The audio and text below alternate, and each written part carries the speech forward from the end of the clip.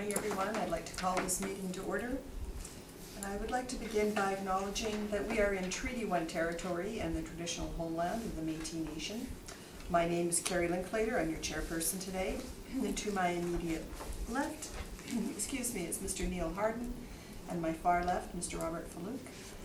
And our city assessor today is Mr. Ryan Valderrama, and our admin secretary is Kelsey Harrison. We will be hearing applications for revision of the assessment roll in accordance with the Municipal Assessment Act. The matters for which revision is requested have been described in each application, and we will limit discussion to those matters. The statements that applicants or the assessor make at this hearing are sworn testimony, and anyone speaking to the matters must be sworn in. Be advised that comparison of assessments of properties are not considered evidence of market value by the board. The board is appointed annually by City Council and is independent of it and the city administration. It makes its decisions on the basis of the evidence provided at this hearing and issues a written order that will be mailed to all parties as soon as possible. Please note that the board's decision with respect to an application may be appealed to the Manitoba Municipal Board if the matter pertains to assessed value or classification, or to the Court of Queen's Bench if the matter pertains to the application of exemptions from taxation. Should you wish to appeal, information on how to do so will be included with the board's order. With respect to the hearing process, I will confirm the matters to be addressed with each applicant following the swearing in.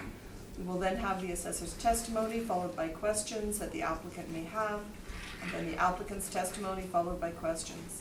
Each side will have an opportunity to summarize if they wish. Once all evidence about an application has been brought forward, the applicant may leave. The process will repeat for each item on the docket today. The session will close after all the applications have been heard, and the board will deliberate in private and make its decisions. You will receive the order by registered mail as soon as possible. And as information, all public hearings are live streamed, recorded, and will be part of the public record. And if you'd like to swear everybody in, thanks.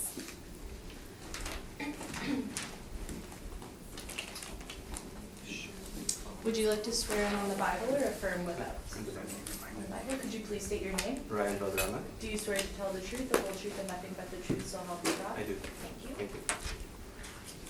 And did you want to swear in on the Bible or affirm without? Swear. Could you please state your name? Marcelo Navarro. And do you swear to tell the truth, the whole truth, and nothing but the truth, so help you God? I do. Thank you. And do you have any evidence? I have lots. Lots?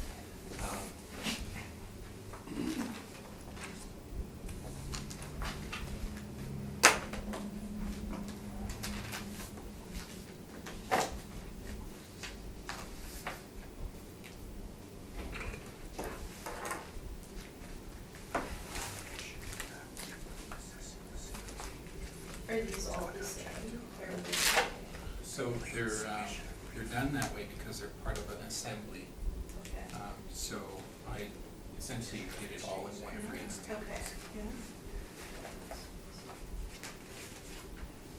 so I'll only need 5. And so there's 5 or 4 plus 7 for each file. Okay, but they're all in the stapled packet? Yeah. Okay. Mr. Navarro, are Yes. these all of your briefs for all of the properties? No. Just this one? So there's an assembly of land on Darvo.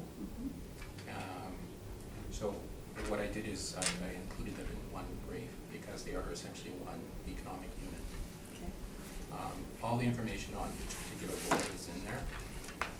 The file information, roll numbers. I've separated everything in there to identify each roll. So you won't have any issues identifying all properties. All of the suggested changes in assessment that I'm recommending. Okay, It's just, but this is new information to Mr. Valderrama. no, That's, Madam Chair, that's one clarification that I would like to seek as a preliminary matter. Yes? As far as, this is the first time I'm dealing with vacant land. So I submitted mine 14 days ago, Yes. which is the normal for commercial. We, as a department, thought that this is a commercial in nature, a vacant land, the Res 2, which is a multifamily, which is also commercial in nature. And so we are in an understanding that it should be submitted, evidence should be submitted 14 days prior to, and I would just like to seek clarification if that's the case. We are understanding that this is a multi-residential development. These are multi-residential, this is multi-residential land. And Can as you such. speak up just a little? Yeah, multi-residential land that has either class 10 or class 20 is typically not provided ahead of time. In fact, we were informed of that yesterday when we talked to the board. I'm sorry, who specifically did you speak to? Someone named Brittany at the clerk's office. Yes, she's the secretary. I was told there was no need for him to submit evidence before today because it is residential. We have a different understanding. So, I mean, just seeking clarification on this matter, Madam Chair. Okay. Yeah. So we Just get moving forward. we get a printout of all of the hearings from the city. Right. And it gives us the appeal date and the date of submission. So the hearing date and the date of submission for the briefs. Correct. On the residential stuff, and this was a complete residential docket, we had our hearing date, but no brief submission date. And that is typical for residential lands, is that there is no pre-evidence submitted. Okay. But So- Mr. Valderrama, you thought that this was commercial? Which Is is that what you were saying? what we are understanding, because we coded it as a Res 2, which is a multifamily land potential. And so a multifamily is a commercial property, so that's why we are in an understanding that this is a commercial in nature. That's typically what hasn't been done. We have always been under the understanding that these are not submitted ahead of time. And in fact, what we got from the Board of Revision was a hearing date, but no pre-submission date for the brief. So either board has made a mistake, or we made a mistake that's been ongoing for years. Okay. Well, Mr. Valderrama, the board has basically stated that, you know, we're gonna continue with this by not putting in a date, so. Do you want a few minutes to go through the briefs? That's all right, Madam Chair. I'll just go through as he goes through his presentation. Okay. If I could have just a few minutes to organize this and give the packages to Kelsey, that would be great, like no more than 5 minutes. Okay. Can Yeah. we turn the camera off? Yes. Thank you so much, Madam Chair.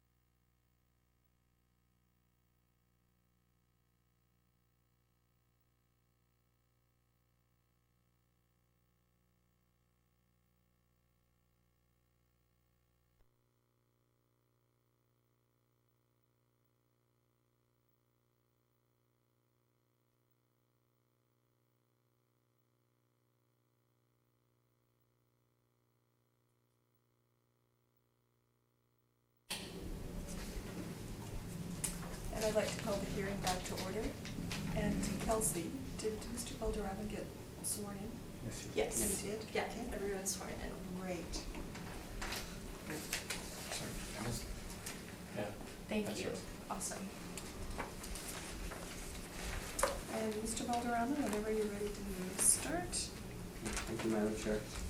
First property has a roll number of 06-06-0112-000. And it has an address of Darbo Street. We're dealing with the roll year of 2020, given a reference date of April 1st, 2018, and the assessed value for this is $136,000. This is a vacant residential 2 with a zoning of residential multifamily.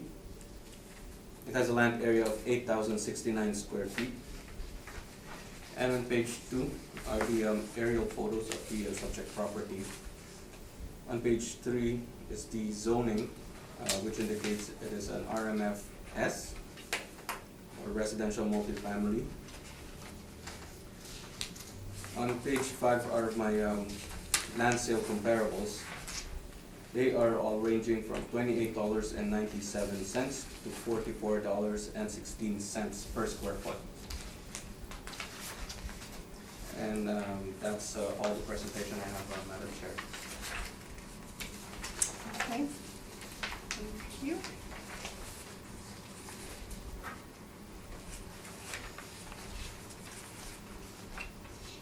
Mr. Novello, do you have any questions?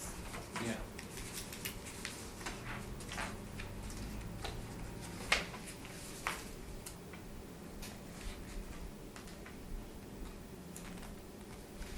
Mr. Valderrama, all of these sales come from St. Boniface? Yes, as indicated in the NCA. Okay. And are these individual lots, or are they part of developments? As far as I know, they're still vacant lot when they were sold, as of the sale dates that are indicated on at the bottom part. Now, are any of these properties located along the CNR High Line? And by High Line, I mean the CNR line that comes out of the forks over the Red River and into St. Boniface. Madam Chair, I have no information on that one. I don't know. I have no information.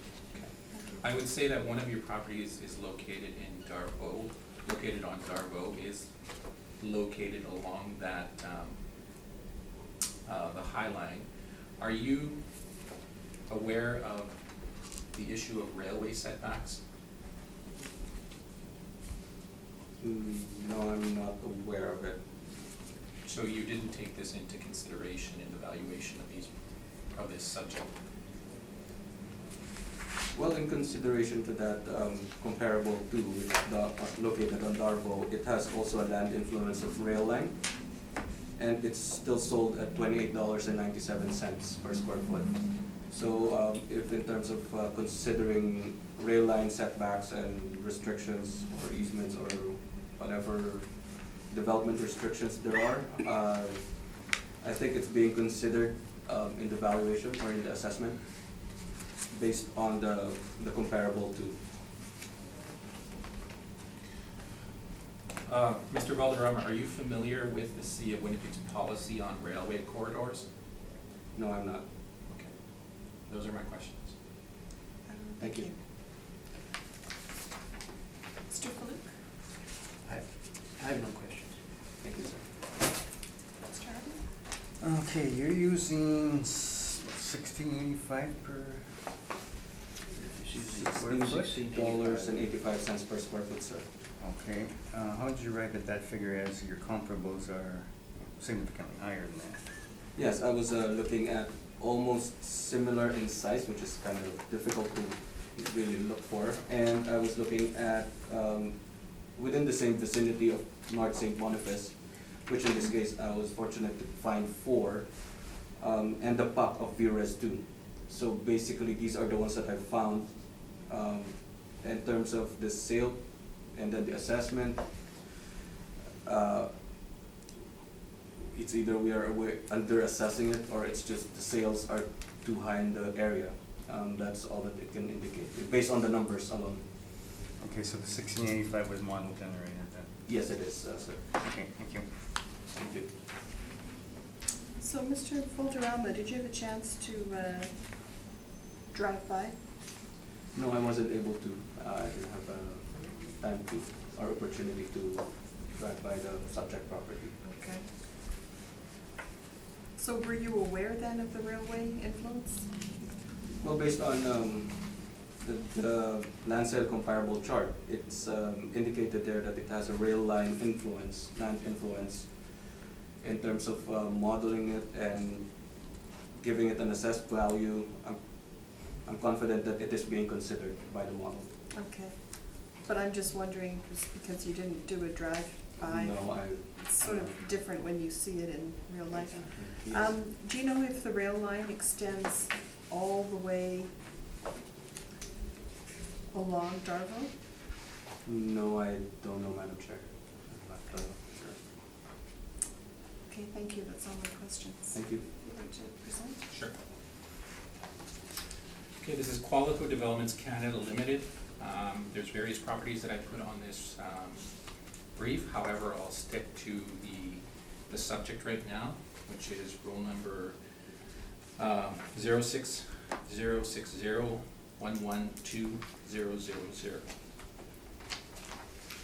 If you turn over to the assessment summary on page 2, you can see roll number 06, the subject. The 2020 assessment is $136,000. The requested 2020 assessment is $113,000. Property site map. On page 3, you can view the overhead. You can see the high line there that moves along Darvo, and it continues on eastward.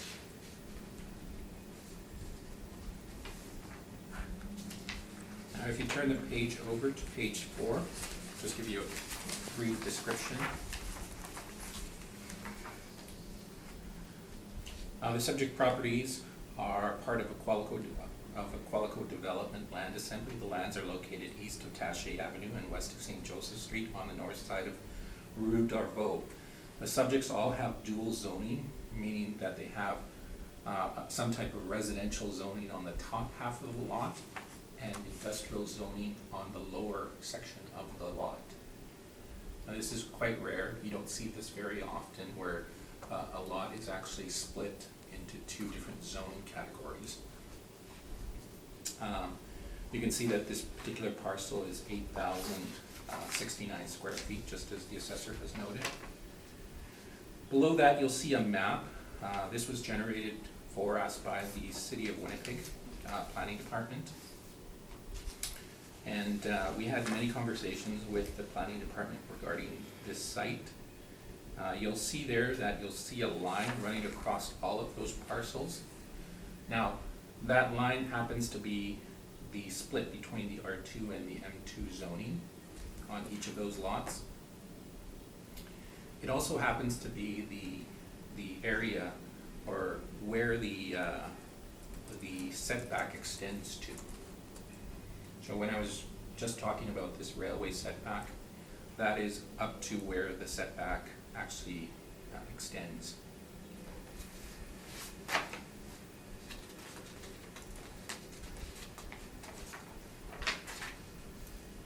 In terms of highest and best use, currently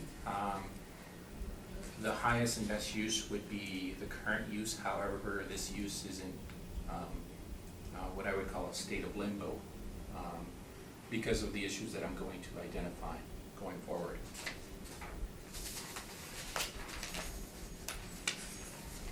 So there's 3 approaches to value. There's the cost approach, there's the direct sales comparison approach, and the income approach. Because this is essentially raw land, 2 of the approaches are not really applicable. That would be the cost approach and the income approach. So we've used strictly the sales comparison approach, or direct sales comparison. I have a list of land sales here. And they are of larger parcels. And again, the reason is because this is essentially a land assembly. We've considered this one economic unit. We took a look at relative sales, and they range anywhere from $13 a square foot to $32 a square foot.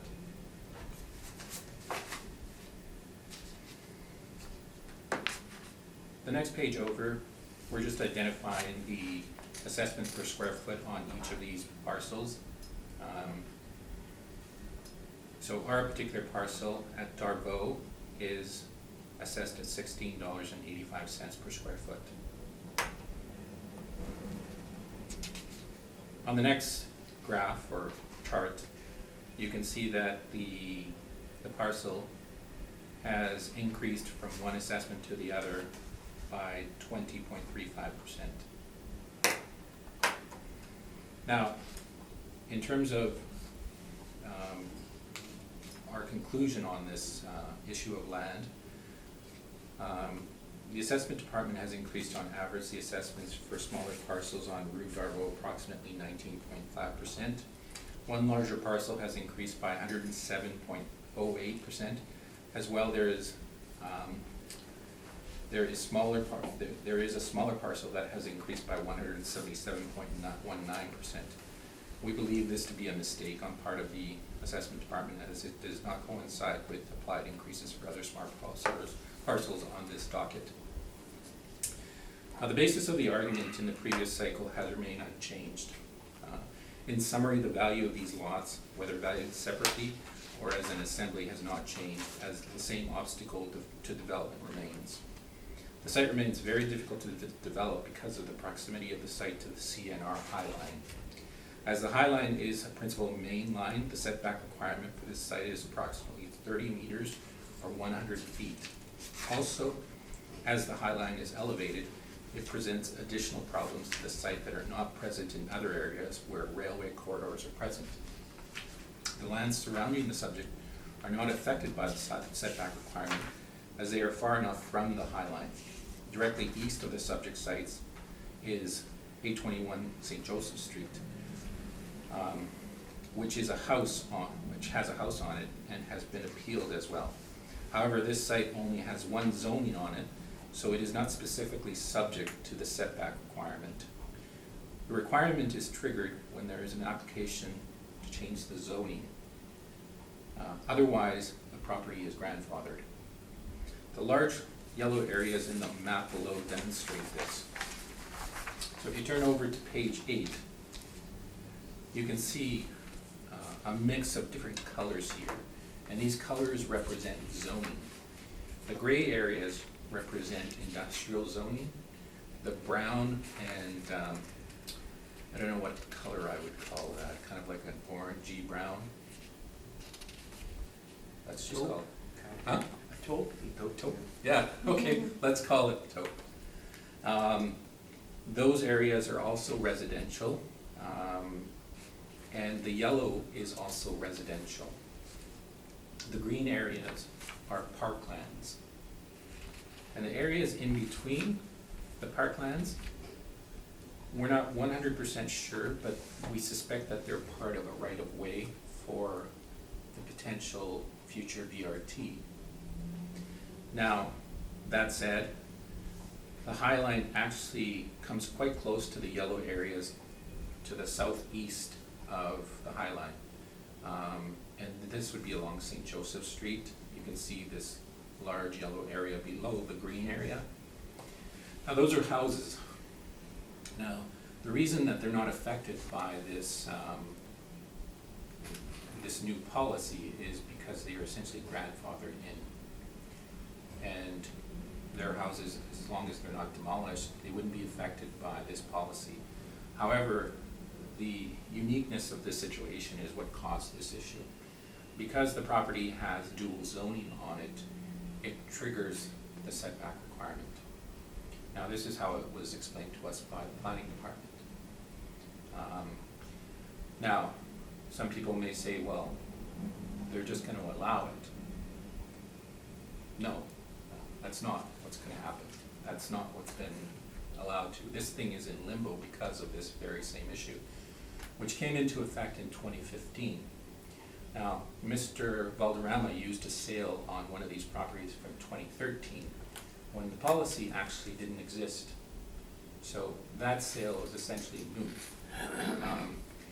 Now, the reason for the policy, if any of you recall, a very bad tragic accident that happened out east in a place called Lac Mégantic. There was a railway accident there, and I believe somewhere around 50 people were killed in that train derailment. Now, as a result of that, the Federation of Canadian, Confederation, I don't know if it's Confederation or Federation of Canadian Municipalities, wrote a discussion paper on the dangers of railway corridors. And within that discussion paper, they recommended a certain set of criteria that municipalities should follow in order to guarantee the safety of citizens living along these corridors. Now, a lot of municipalities across the country have adopted these recommendations that came out of this discussion paper. So has the city of Winnipeg. In 2015, they adopted this policy and accepted these recommendations. Now, there are variations on the recommendations. For example, sometimes strictly setback, sometimes a combination of a burn and a setback. However, the High Line presents particular issues because of the fact that it's elevated. If you know the area of Ridgewood West, along Wilkes Avenue, approaching the perimeter, you know that it's perfectly flat. Now, in those areas, they used a regular setback and a burn, and if you go through that area, you'll see the burn and the setback. As mentioned, again, this area has some particular issues because of the fact that it's elevated. So these are the reasons that we've adjusted the price on it. Since the last time that we argued this issue, nothing has changed. So in our opinion, there should be no value increase. This issue is not going away. And there is an additional issue which I will mention going forward here. So in terms of the assessment that I'm requesting on this, I'm asking that it be reduced from $136,000 to $113,000. Now, regarding the sales that I used, again, they range in value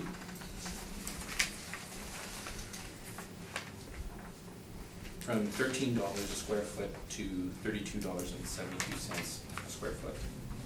The problem with these sales is that none of these sales has this issue.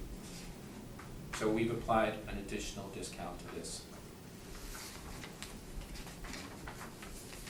Now, if we go into the appendix section of the rate, you'll start at page 11, and these are the comparables. So I've listed the sales information on each property, where they're located. So on page 11, you'll see the first one at 3249 Robin Boulevard. Again, you can see by its location that there's not too much in terms of obstacles to development here. You can see houses running along the rivers, so obviously those properties, the river is not an influence or a detriment.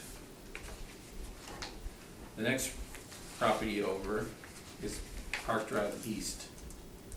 Now this is in Bridgewater.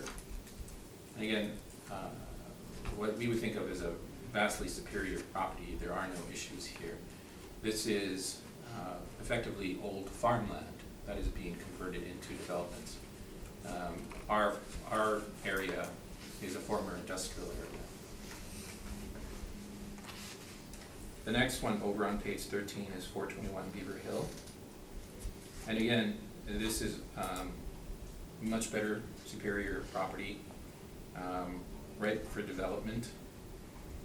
So that is why it achieves the price per square foot that it does.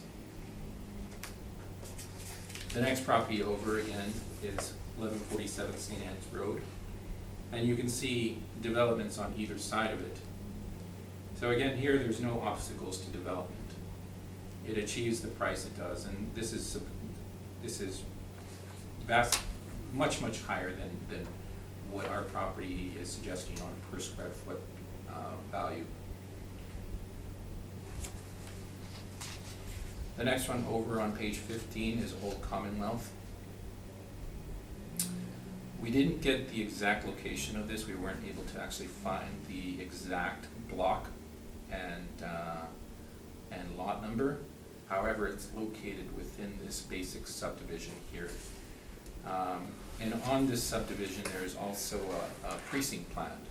So there is a secondary plan on this area. So it's all going to be developed in a certain way that conforms to the precinct plan.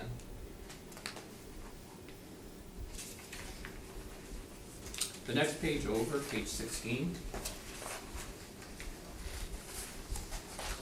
you'll see these are council minutes on 825 Taché.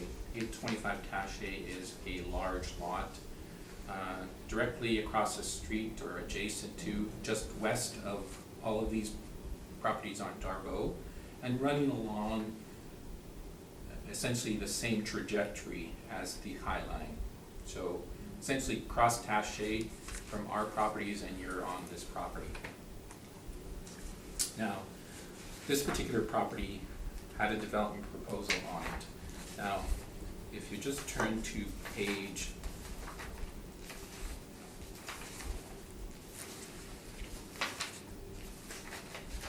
38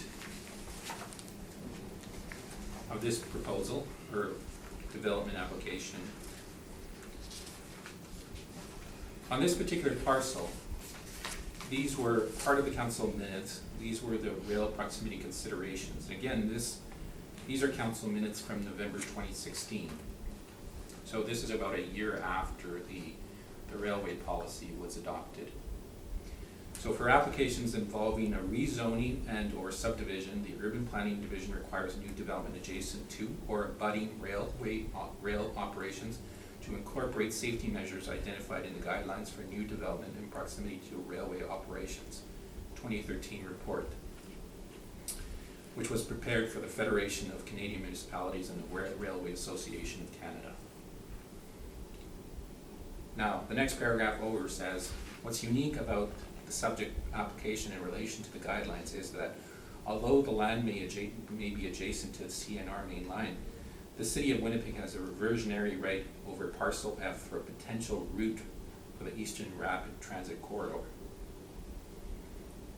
Now, this reversionary right does not permit construction of any buildings or structures within Parcel F, and if executed, would mean that the subject property no longer would be adjacent to the railway line and would abut the main transit line by both Parcel F and the Darbo right-of-way, which is 60 meters wide. In addition to these setbacks, the City of Winnipeg has requested a 3-meter construction easement associated with a potential future rapid transit corridor. In total, including the proposed building, will be set back 38 meters from the CNR right-of-way, which is 27% further than the recommended 30-meter setback from a principal main line. So not only is there the issue of setback here, there's also the issue of the city having a right-of-way in this area for a potential BRT. Now, the political climate has changed somewhat in the City of Winnipeg. We don't know whether this BRT will be funded in the future. That's up in the air. So from my perspective, I wouldn't even consider the right-of-way at this point. However, it's there. And as you can see there, it also includes Darbo. Now, what I would consider is what's existing, which is the 30-meter setback or 100 feet. And as I mentioned, that 30-meter setback goes all the way to halfway through all of these lots. So essentially, it's eating away half of the properties. Now, I don't know if that would be viewed as risk for a potential purchaser. From my perspective, if I were purchasing that property, I wouldn't touch it. There's just too much risk there. So that is one of the reasons that we haven't adjusted the value of this property. Now, the assessor claims that there is upward movement in the market. There may be upward movement in the market, however, that's not really taking into consideration what's happening on these particular parcels. And from my perspective, you would have to consider that. Whether you're selling these properties or buying these properties, it sticks out like a sore thumb in the issue of the setbacks. And it's not going away. 821 St. Joseph is also owned by Qualico. It's a house that's being appealed. Qualico just signed a new 5-year lease with a tenant, simply because they don't know where this issue is going to go.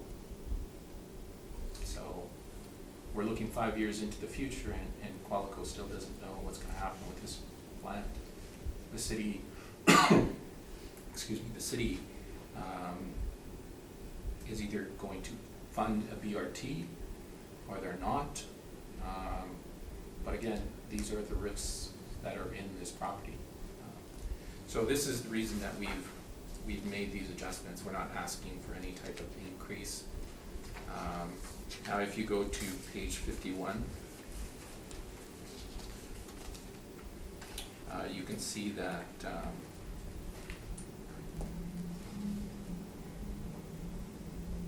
Darvaux was changed from 245,000 to 113,000 the previous time around. We argued this extensively. The board agreed with us, and we're not recommending any change to the assessment. That is my presentation. Thank you. Mr. Calderon, would you have any questions? Yes, Madam Chair, just on page 6, direct sales approach, these are comparable land sales that these are all far in the west and south of the city, is that correct? That's correct. Okay. And you are considering bigger lot size because you are considering not just the subject property but other properties adjacent to it as a bulk, right? Or one, Yeah, these property. these sites will not sell individually, and they will not be developed individually. This will be developed as one economic unit and then subdivided afterwards. However, we're at the point where we can't even do that simply because everything is in limbo because of this /BRT/setback issue. In terms of the way that we looked at it, these are all part of an assembly. Mm-hmm. Hence the reason that we are looking at this as one economic unit. Right. This would be developed into a larger multi-residential property. And so that is what the intent is. We wouldn't look at it as individual sites like R1 sites. Mm-hmm. And in terms of, you mentioned earlier that there's right of way or setbacks for potential rapid transit expansion in the east. Would it be safe to say that that portion of land would be expropriated? That's the process, right? If the city wants the land, it will be expropriated by the city, right? And then they will be bought. These portion of lands will be bought out, correct? The normal process is that the property would be expropriated at the time that the funding goes through for the project. And yes, in this particular case, nothing is set. They're still humming and hawing about whether they should fund the BRT. That said, the setback still exists. Okay, so it's a matter of when, not if, correct? In terms of expansion of rapid transit? I wish I could say that. Okay. I don't know. Yeah, no, I'm just wondering if you knew. Okay, thank you, that's all, Madam Chair. Thank you. Mr. Bullock? When were all these properties accumulated? What year? So, I believe that Darvaux would have been one of the last ones in 2013. So they would have been accumulated before that. They probably would have paid a higher price, simply because those issues didn't exist at that time. So why did it, nothing happen to it during that period of 2013 to 2016 when these council minutes came into effect? Why did it? Was there any reason why there was no development onto the property? Have you bought it in 2013? Well, if you look at the map, the overhead map on page 3, you can kind of see what the issue is here. So, to the north of this is essentially an earlier phase of this area, okay? Now, it's a different type of, those are different types of properties, but those are Res 1. So they developed the Res 1 to the north of the site. Qualco did? Yeah. Okay. And then to the south of it, they have this site here, which is a multi-residential site. So why didn't they develop it? I think that's just a phasing issue. They went with the R1 first, and then they're developing the multi-res later.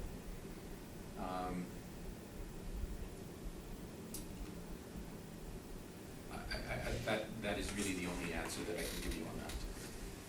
So just to make it clear in my eye, if you decided to do something, even if you did put this buffer for the road, would you get permission because this land is possible to be this rapid transit?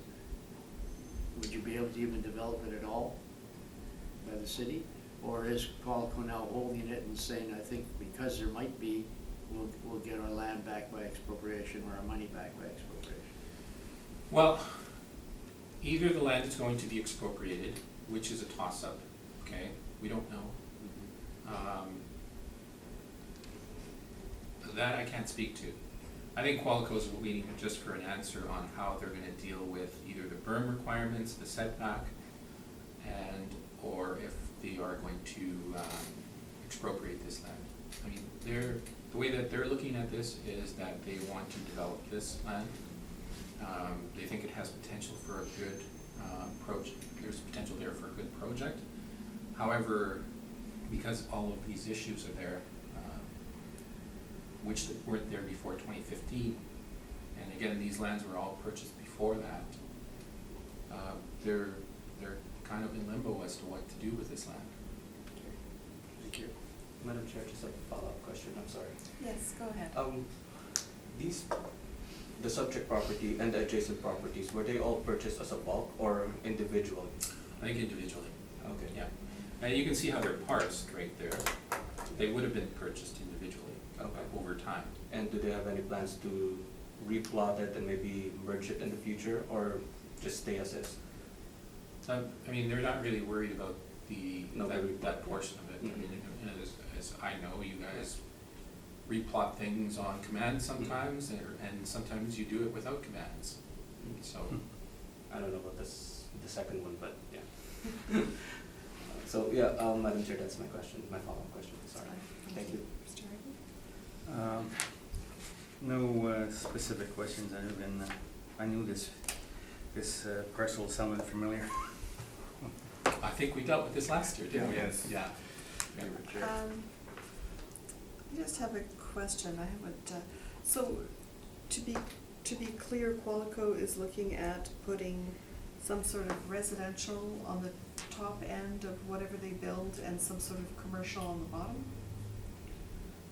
Is that what you said? I thought you used the word commercial. No, I did not use commercial, no. The bottom half is the industrial sector. There's a, maybe I can turn to page 4. Okay. So, these parcels are very peculiar because they have dual zoning on them, okay?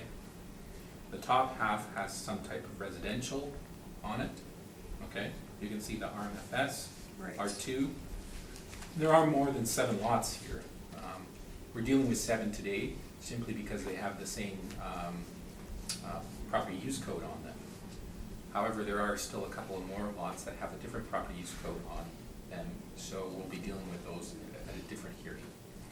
However, that is the peculiar nature of this thing, is that it has residential zoning on the top half, industrial zoning on the bottom half. Now, what that does is that if you want to develop something on these lots, you have to get a zoning change for the bottom half of these lots. And that is what triggers the policy. Right. This is how it was explained to us by the planning department and why this particular situation exists on this site. It didn't exist there before 2015. The timelines that the developer had were that near future, going forward, they were going to develop it. The policy comes into play, and then they're kind of in limbo as to what to do with it.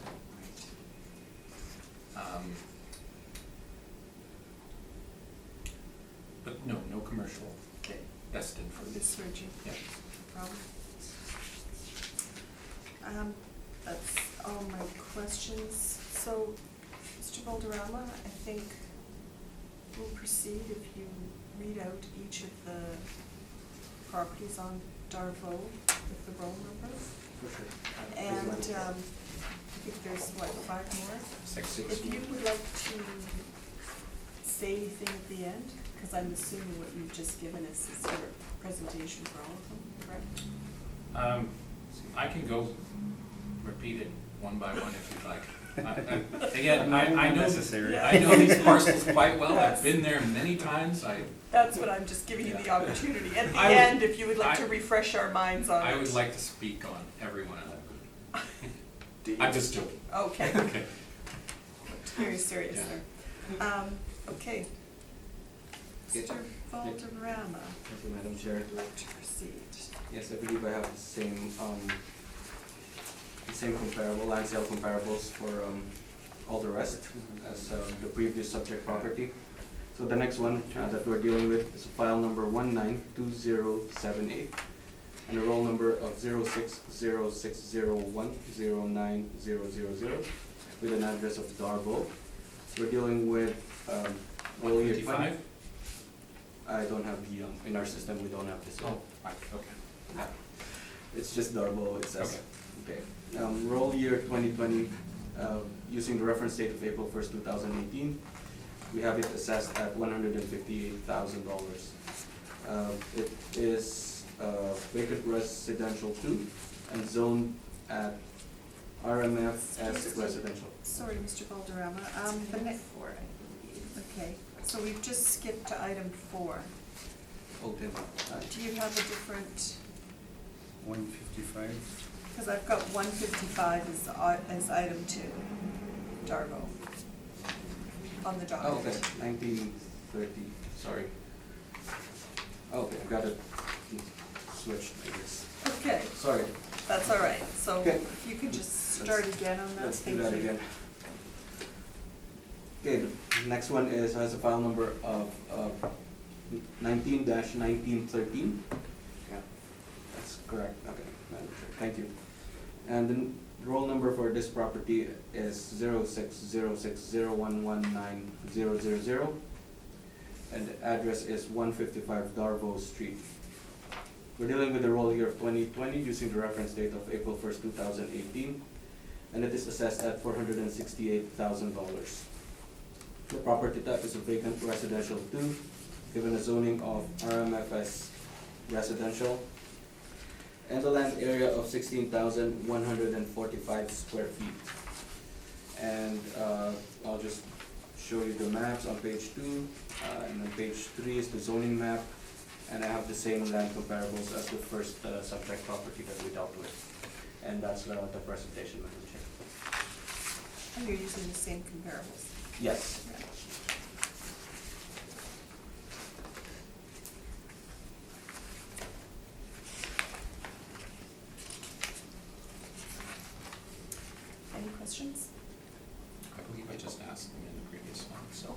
have been the same I question. just have to follow procedure. No, I think I'll follow what we were saying, summation at the end. Sure. Yeah. Questions, Mr. Philippe? No, no. Assessor? No. Questions? Yeah, I've got one. So this one is 16,000 some odd square feet, and the previous one was 8,600. See, this is right over here. Yep, Right, so this one. my question is, how come the rate is higher for the larger property and lower for the smaller property? This, again, this is a model-driven rate, so I cannot explain why larger property has a larger rate compared to the previous property. However, in the land sale comparables, as I've mentioned earlier in the previous property that we dealt with, the previous property may or may not be under-assessed, I'm not sure, but it has a lower rate. It was assigned by the model, given it a lower rate, and this one, in this case, is within the range of land sale comparables that I have, Madam Chair, so Okay, that's just the explanation that I could find. that was my question. Thank you, sir. Thank you. And I don't have any questions. Mr. Rivera, would you just like to speak to the value? Sure, and I can just do this by turning to page 7. If you turn to page 7 again. Yeah. So I've laid this out on the graph on a chart for you, in 2 charts. You can see the price per square foot on the top ones. So 155 Dargo is at 28.99 square feet. And you can see in the second chart that it has increased by 107.08%. Now that is completely out of whack with the other increases. However, again, we're not dealing with assessments here, we're dealing with land values. But when you look at land values, there's no way that there would have been a 107% increase on something like that. And the notion that this larger lot has a higher rate per square foot than the smaller parcels is, again, in my opinion, wrong. Okay, thank you.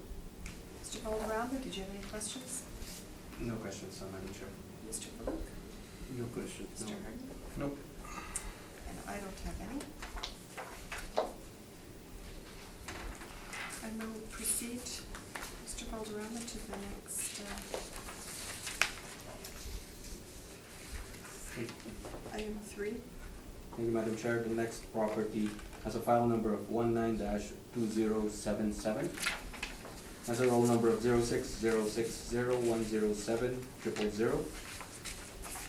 We're dealing with the roll year of 2020, using the reference date of April 1st, 2018. It is assessed at $62,000. It has a property type of vacant residential 2 in the zoning of M2, which is manufactured. It has a land area of 3,700 square feet. On page 2 is where the subject property is.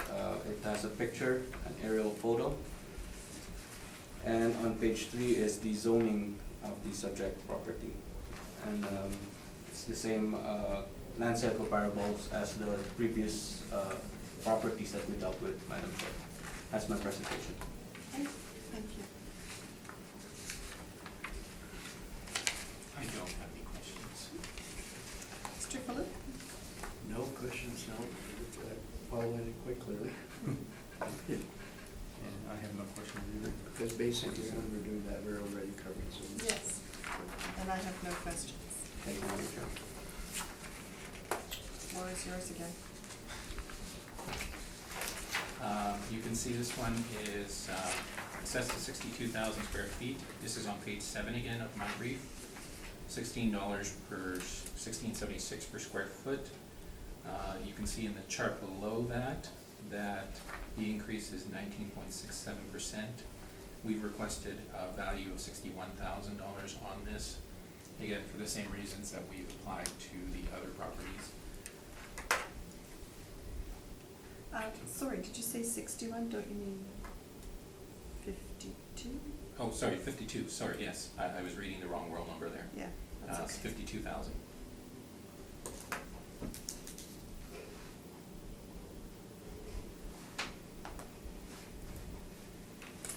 Valderrama? Questions? No questions, Madam Chair. Mr. Fallouk? No. Mr. Harden? No. And I have none, thank you. And we'll proceed to number 4 on the docket.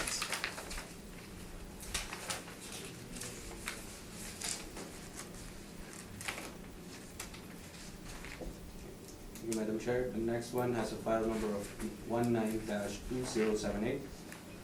Has a roll number of 0606010900, and the address is Darbo. We're dealing with the roll year of 2020 using the reference date of April 1st, 2018, and it is assessed at $158,000. Again, the property type is vacant residential 2. It has a zoning of RMFS and a land area of 4,046 square feet. On page 2 is where the map or the aerial photo of the subject property where it is located. Page 3 is the zoning map for the subject property. And page 5, again, similar or the same land sale comparables as the previous properties we dealt with. That's my presentation, Madam Chair. Thank you. Go to Questions? page 7. What was the roll number? Just the last 6 digits. 10, 9,000. 9,000. 9,000. 177.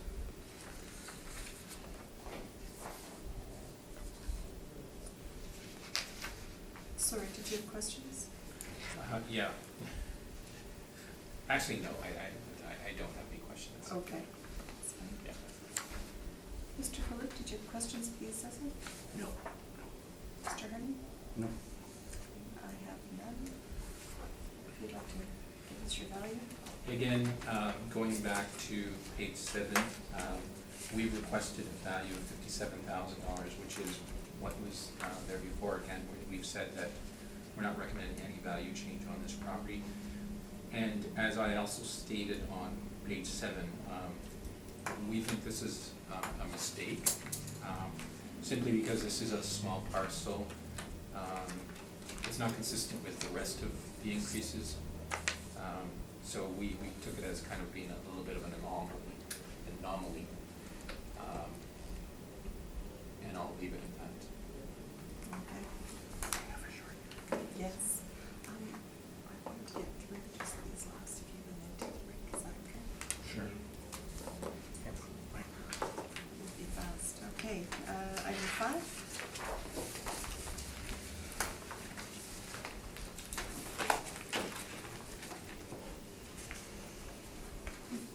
Thank you, Madam Chair. The next one has a file number of 19-2080, a roll number of 0606011300.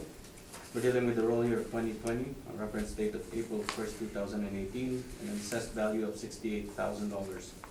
Again, the property type is also VRES 2 or vacant residential 2 with a zoning of M2.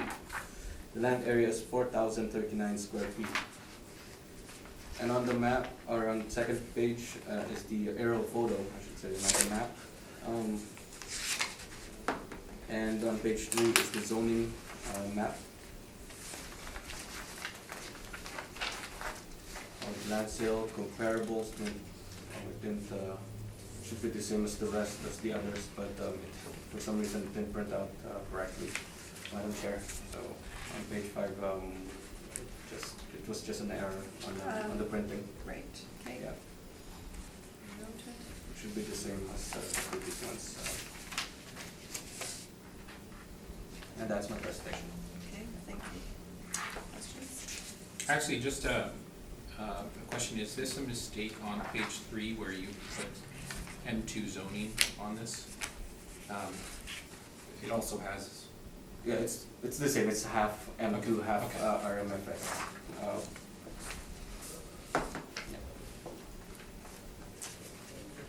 that was my, Mr. Fallouk, questions of the assessor? No. Mr. Harden? No. I have none. If you'd like to give us your valuation? yeah, again, on page 7. We're requesting a value of $57,000. And again, the same reasons as I've pointed out in the past. Thank you. And number 6. Mr. Boardroom?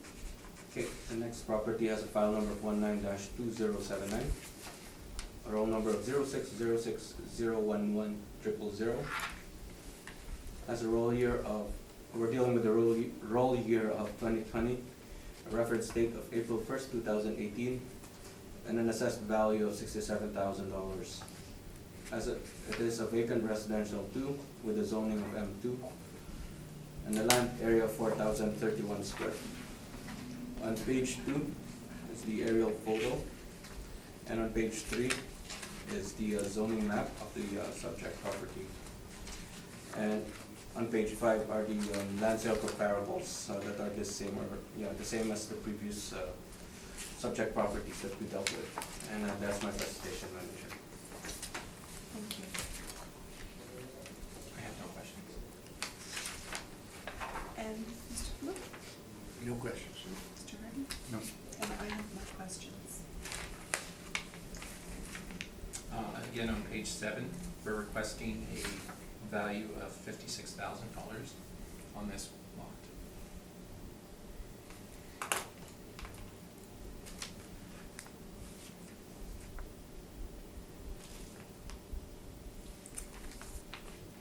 Thank you.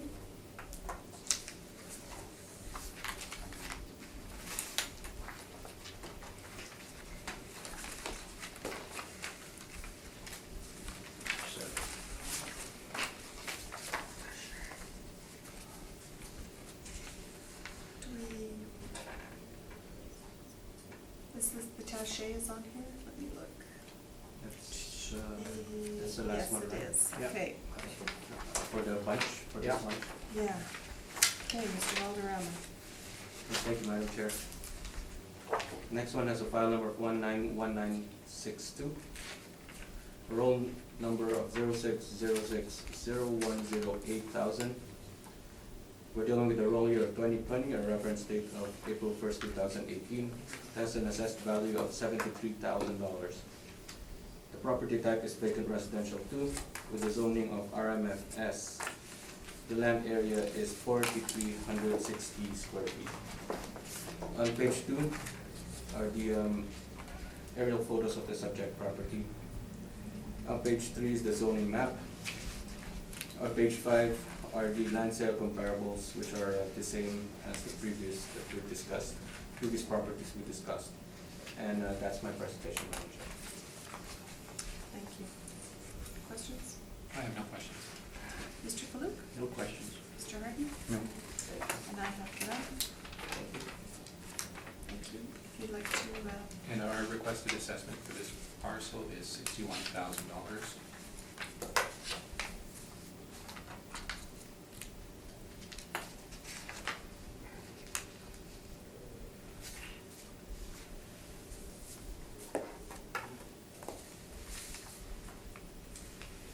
gentlemen, before we have our summation, we're just going to take a quick break. Okay. Thank you. Thank you.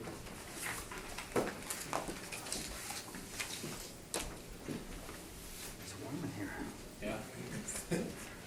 Oh, pretty soon we'll be like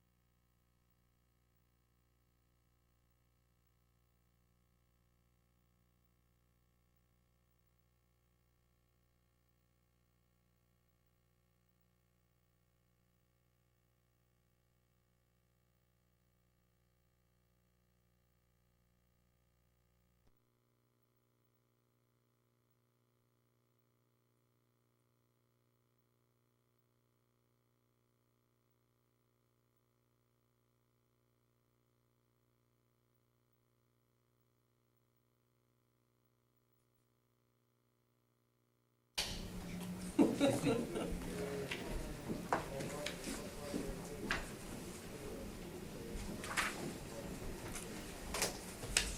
I would like to call this hearing back to order, and gentlemen, I think we are going to hear some summations. Mr. Valderrama, did you have anything to say on your? Well, just a short one. With regard to land sale comparables, yeah, we may have, the land sale comparables may be before what he was referring to as 2015-2016, when there was the Federation of Municipalities, new rules and regulations with regard to rail lines. It could, but judging, basing it on the sales and then maybe doing some reductions on the sale, I think we're pretty much in line with our assessments, most of which at the very least. And I think my land comparables are pretty much within the area, and that's all the summation of that. Okay, Thank you. Thank you, Madam Chair.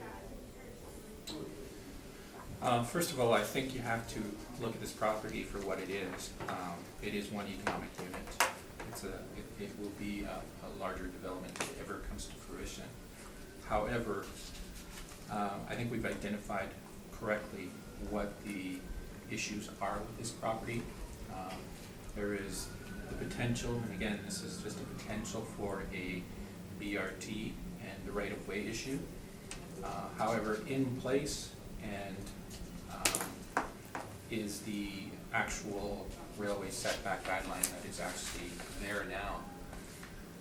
That single issue is what harms this development and detracts from its value. Now, the last time around, we made an adjustment. It was an adjustment that we made that we thought was fair. We don't think that the value of this property would have increased just like that by 20%.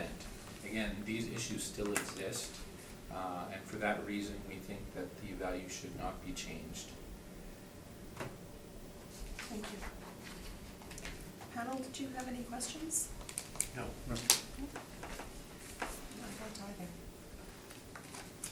Thank you for your presentations on those properties, and we will move to the next item on the docket.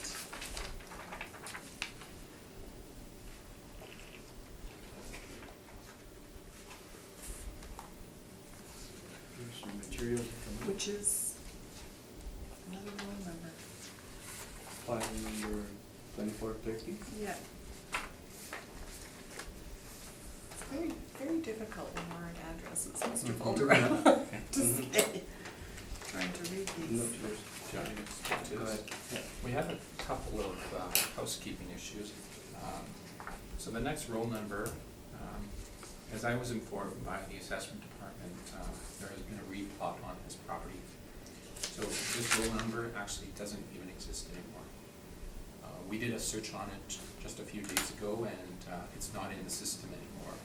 Now, Mr. Valderrama contacted me some time ago, it was probably more than a month ago, to say that this would be probably coming in the future. Now, we didn't have a timeline as to, and he couldn't give us a timeline as to when it would be replotted. So we kept the appeal live.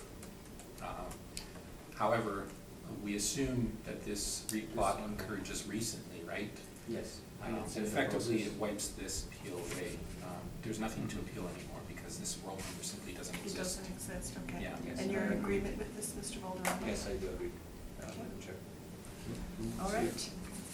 I tried to search this and I just got confused, and So there will be a sub coming out. and that's why I clarified it, and Right. I did some digging, and yes, there's a replot ongoing on this one. Okay. Now, I don't know if you wanna, there's a few more housekeeping issues that we can take care of now and then just deal I with think the we'll last. just go Go along. one by one? Yeah. Okay, good. Good, thank you. So what would I be doing Is with that the one we're talking about? this Yeah. one? Number B. I'm confused. However you want to. Okay. 2430. Yeah. Yeah, we'll go next. Okay. Couture Crescent, any housekeeping with this Yes. one? Oh, all right. Yes. We're going to ask for a confirmation that you confirm the assessment on this property. The reason is that we asked the owner for a withdrawal on it, however, we didn't receive confirmation yet. Typically, when we would receive confirmation of a withdrawal, we would just submit the withdrawal papers and deal with it that way. However, in this case, because we haven't gotten confirmation from the owner, we're going to keep it alive for that 21 days that we have as a window to appeal to the municipal board. I don't perceive us proceeding with that, but we ask that you just confirm the assessment on this property. Okay. Mr. Boulderama, can you still proceed? He still has to read out the roll number. Yeah. I will, Madam Chair. Thank you. Okay, the next subject property has a file number of 191904, a roll number of 010096000480, and the address is Couture Crescent. We're dealing with the roll year of 2020, a reference date of April 1st, 2018, and an assessed value of $369,000.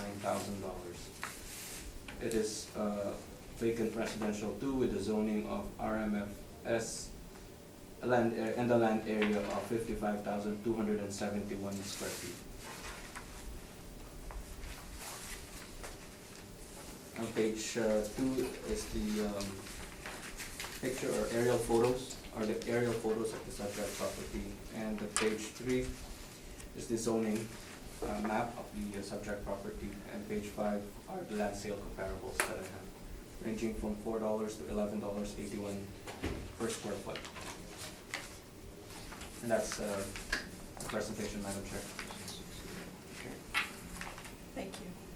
And you don't. I don't have any questions. Thank you. Mr. Faluk or No questions. Mr. Harmon? No. And I have no questions. Thank you, Madam Chair.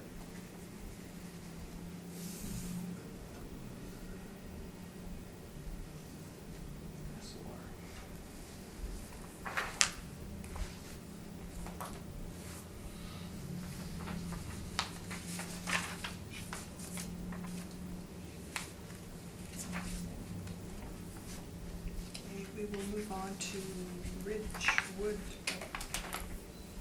Cassowary Lane. Housekeeping or? Yes, this parcel is actually right across the street from the previous one. For the same reason, we're requesting that you confirm the assessment on this. Okay. And I'll let Brian go ahead with this. Yep. Mr. Calderama? Yes, Madam Chair. The next property has a file number of 19-1899, a roll number of 010096000485, and the address is Cassowary Lane. We're dealing with the roll year of 2020, a reference date of April 1st, 2018, and an assessed value of $379,000. The property is a vacant residential 2 with a zoning of RMFS. It has a land area of 57,124 square feet. Page 2 are the aerial photos. Page 3 is the zoning map. Page 5 is the land sale comparables ranging from $4.11 to $11.81. And that's my presentation, Madam Chair.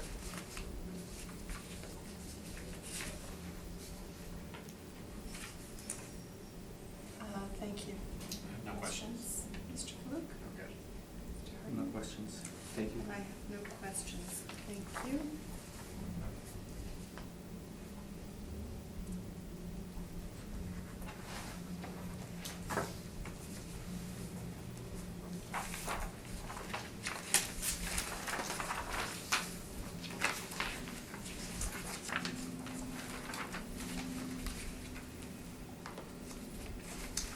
Moving on to Hopewell, or just let me check this. This one that has no, yeah, okay, yeah. I don't know, let's find out.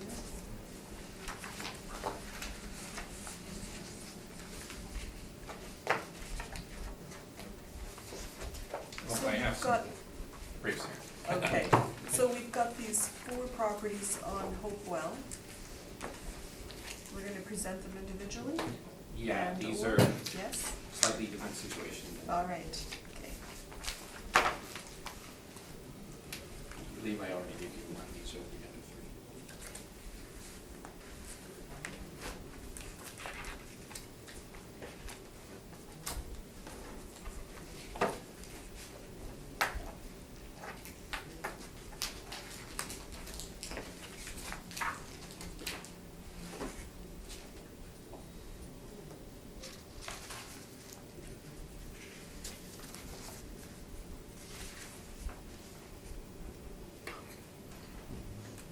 Oh, Sorry. I'm so sorry. That's You could okay. just put it down. Thank you.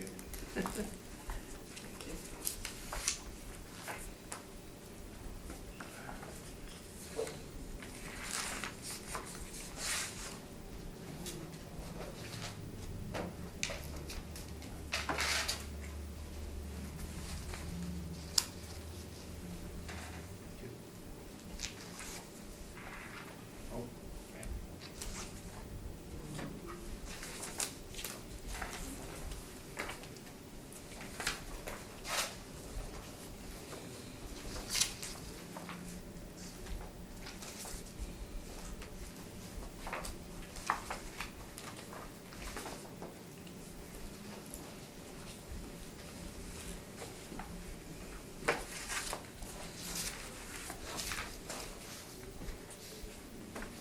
Mr. Valderrama, when you're ready. Thank you, Madam Chair. The next property has a file number of 19-2787. It has a roll number of 0309300275, and we're dealing with the roll year of 2020 with the reference date of April 1st, 2018. It is assessed at $3,086,000. Sorry. Then the property is a vacant residential 2 with a zoning of RMU or residential mixed use with a land area of 385,954 square feet. On page 2 is the aerial photo of the subject property. On page 3 is the zoning map. And on page 5 are the land sale comparables. There are 5 land sales. They are in the west, I believe, Waverly, Pembina, South Point area, and Fairfield Park.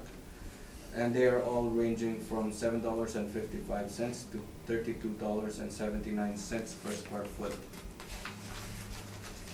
And that's my presentation, Madam Chair. Thank you. Thank you. Questions? Yes. Mr. Valderrama, have you been on this site? No, I haven't been, Madam Chair. So you're not familiar with the Hopewell development? No, I'm not. Are you familiar with what these lands used to be? No, I'm not.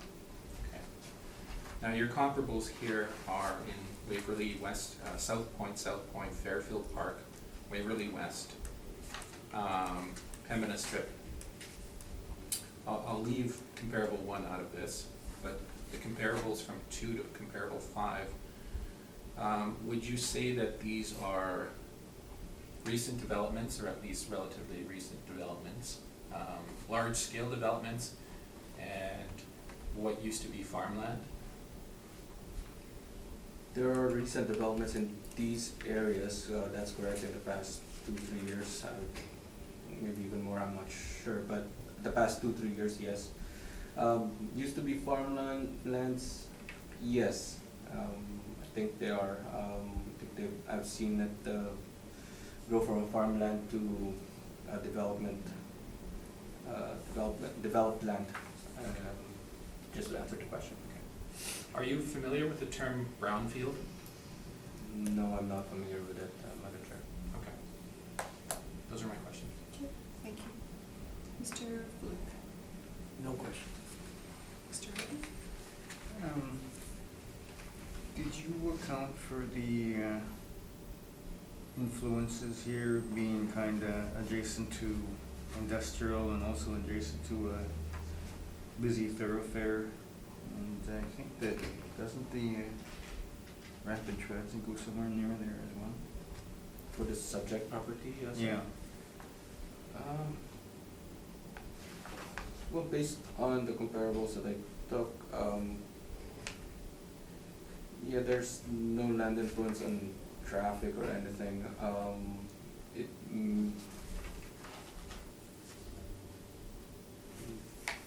no, I don't think. I just did a, based on size and based on as much as possible closest to the subject property. That's how I took my land sale comparables. Okay. All right, thank you. Thank you. Mr. Valderrama, as stated previously, your comparables certainly 2 through 5.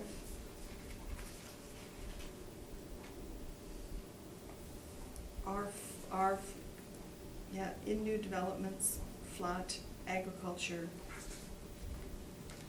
Although we don't have an aerial map, I'm assuming in good locations. Where exactly is your comparable 1? Comparable one is, it's by South Pembina, I would say. Just couldn't recall the place, but yeah, it's a southern part of the Pembina Highway. Not sure if it's past Bison, but it's It's on the Red River, because it's got Red River adjacent. Pembina Highway. Yeah, it could be. Just don't have the map with me, Madam Chair. Okay. I just want to confirm on your map here. Page 2, okay, Madam Chair, yes. This is Pembina going south.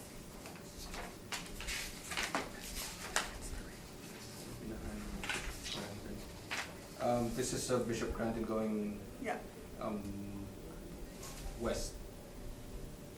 And then this is going east, Okay. yes. And I think that's the interchange by Bishop Cranton and Pembina. Yeah. Yes. Okay, thank you. You're welcome. That's all my questions. Thank you. Would like to, thank you. Would you like to give us your presentation? Sure.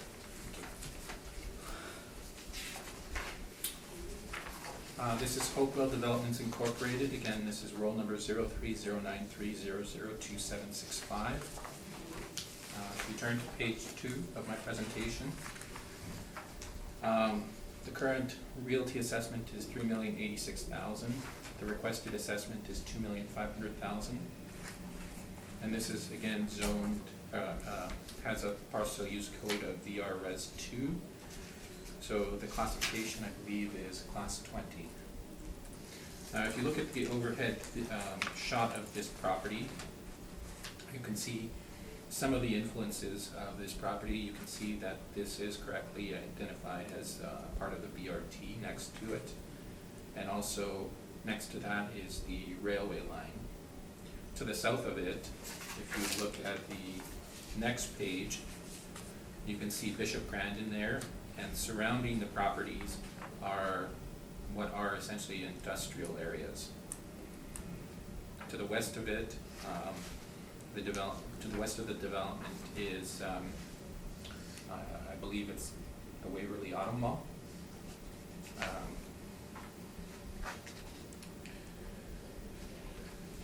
Strategically, if you look at this property at face value, it's located in a good area. But there are issues with this property, and I'll identify those as I go along. So the subject property is an irregular shaped vacant land parcel located east of Waverly and adjacent to Bishop Grandin Boulevard. Surrounding land uses are predominantly industrial and retail. The parcel is approximately 8.9 acres and is zoned RMU residential mixed use. Water, sewer, and hydro services are in place for the development as a whole. However, grading is still ongoing and streets have not been completed in the site. If you turn to page 4, highest and best use. Highest and best use in this case is not really a concern. We know what this development will be eventually. There is effectively a secondary plan in this area. And the areas that we've identified are, again, mixed-use urban, so this is residential. It will likely become some form of residential when it is developed. On page 5, you can see the direct sales comparison approach. So we've got a list of properties here ranging all the way from $1.63 per square foot to $12.80 per square foot. This particular parcel is interesting, and the development is interesting as a whole, and I'll explain that. In 2015, remediation of the development began, which involved the removal of contaminated soils, lime mud. Now, I used the term brownfield previously. Now, a brownfield is essentially polluted lands. Now, this used to be part of a sugar beet property. Now, it functioned as a sugar beet plant for decades and decades. And what accumulated because of the manufacturing process of sugar is a substance called lime mud. And they just kept on piling it on and on and on this site as the decades went on. So to give you a slight background on that, when the developer bought this land, they were not buying a parcel of farmland. They were buying a brownfield. And that remediation started about 2015 or so.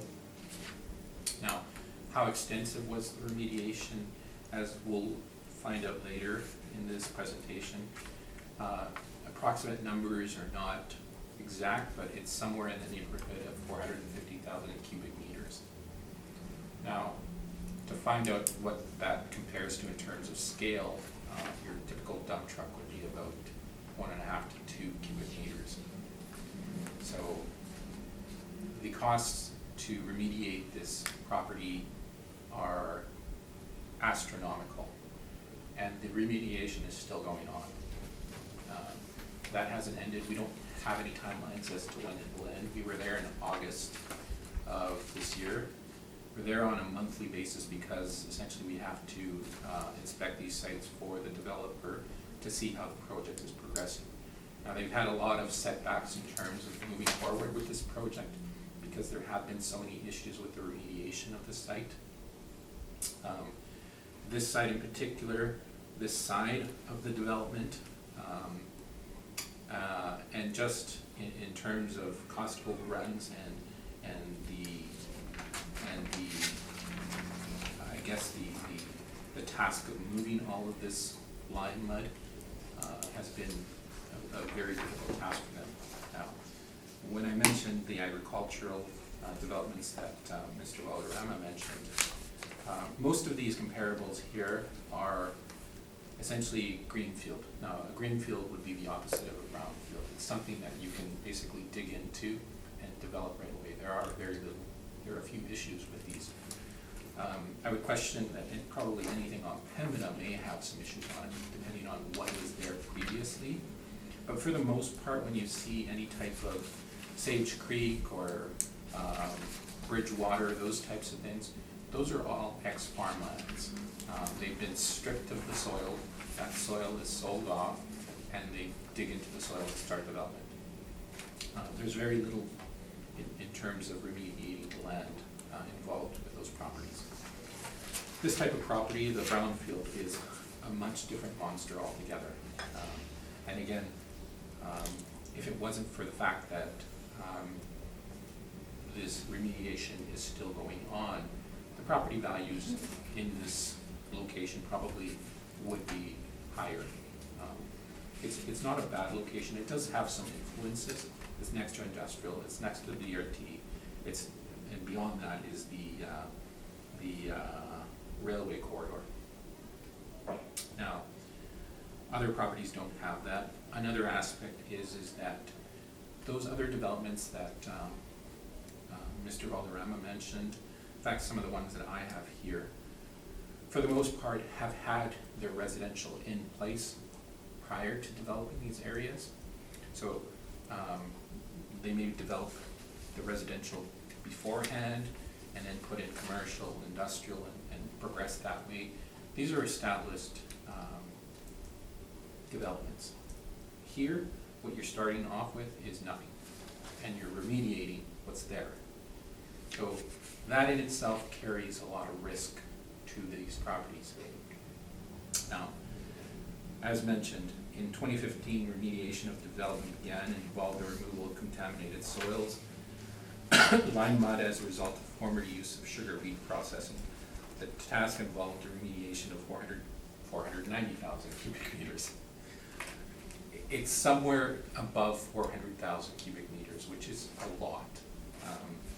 We have adjusted the price per square foot to account for the following.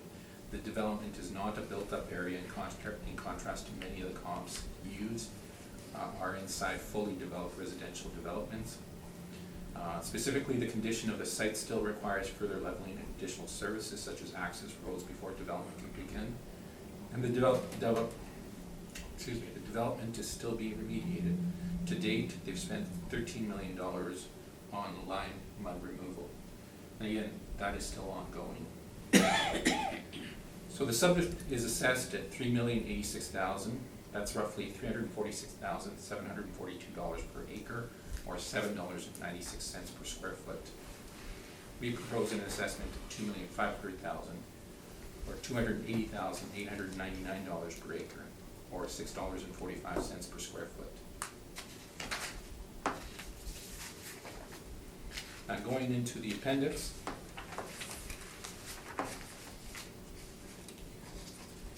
Page 8, you can see some pictures. I took these pictures at the beginning of the year, around February, March. On page 9, you can see how high the lime mud deposits are. And again, these things go down deep. They're not just, they're above ground, but they also go below ground.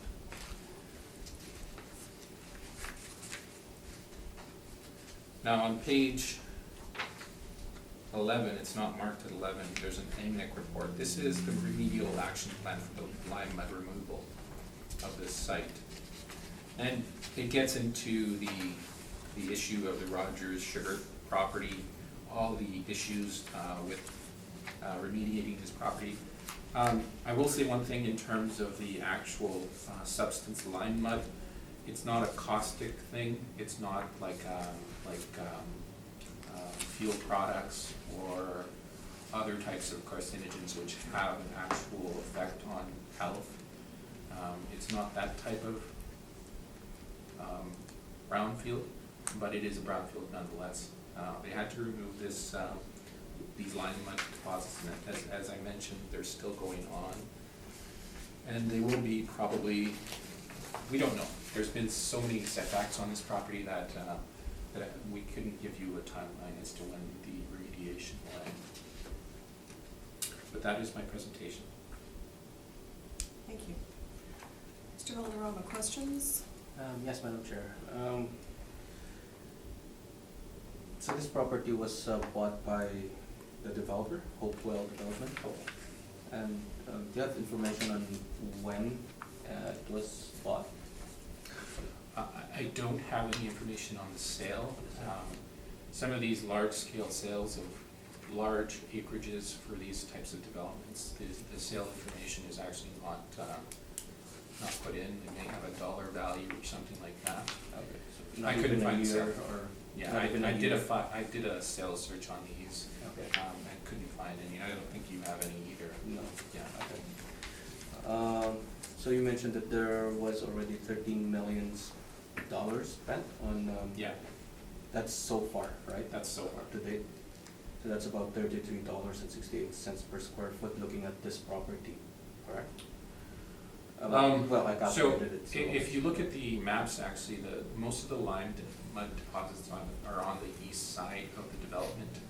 So if you go through the west side of the development where the industrial lands are, there's little in the way of lime mud deposits in those. Okay. Most of it is on the east side of the development where these actual lands sit. Okay.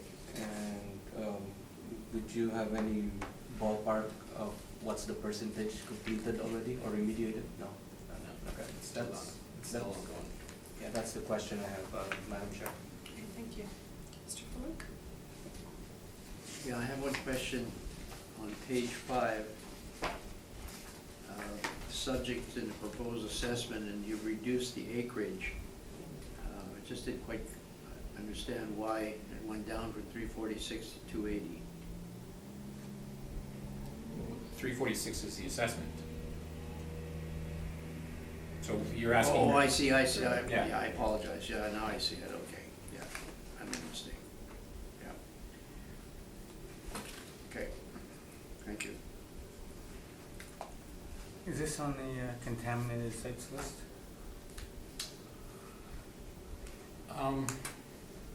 I can't give you an answer on that, I don't know. It may be. What I know of this property is the way that I've been explained about it is that it was the Rogers Sugar site. It had been there for decades and decades. I remember it as a little kid driving by it with the smell of it.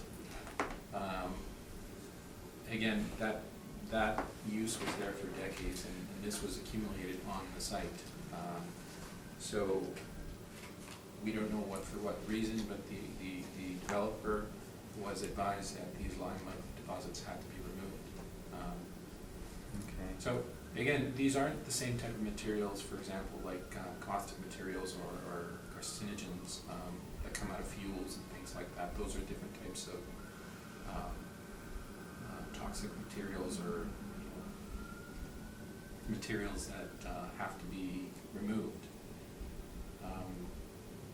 Okay, so you don't know when it's simply because it's unsuitable for, the material itself is unsuitable for development, or it's actual What I've read an on environmental issue? Yes, what I've read on lime mud is that it's not something that should be on site. Most of the literature that I've said is that newer processes for processing beets into sugar have measures in place that now don't involve the byproduct of lime mud, and they say that lime mud is essentially not good for the environment, but again they say that it's not the same type of element that, for example, fuels or things like that. So obviously there are some environmental issues with it. And again, many processing industries have these materials that are byproducts of what they produce. Sometimes, there's likely some type of scale that says, this one is more toxic than the others. No, I'm not sure if it is on the contaminated sites list. Okay, thank you. My guess is that it probably is, though. But again, I would have to check that. Madam Chair, I have another question. Yes, go ahead. I know this site well. I used to be the auditor of the Manitoba sugar beet producers. And they produced all the sugar beets and brought it to there, and they shared in production. And they had silos there, and I had to go almost down into the silo to see how much sugar was in there when you did an audit. But I was gonna ask the question, when they purchased this property, were the silos gone? Did the sugar company have to remove them, or did the owner, you're also responsible for removing the silos? Yeah, I'm not sure if the silos are still there. I was wondering if that was in the 13 million that they. No, the 13 million is strictly the removal of the actual byproduct. Okay. Because those are big silos, it cost a fortune. This is just going off of my memory. I remember those silos also. I don't recall seeing those silos there over the past 10 years. Mm-hmm. So they may have been gone before the development was actually bought. Okay, thank you. Thank you. It's just going down in history now for me.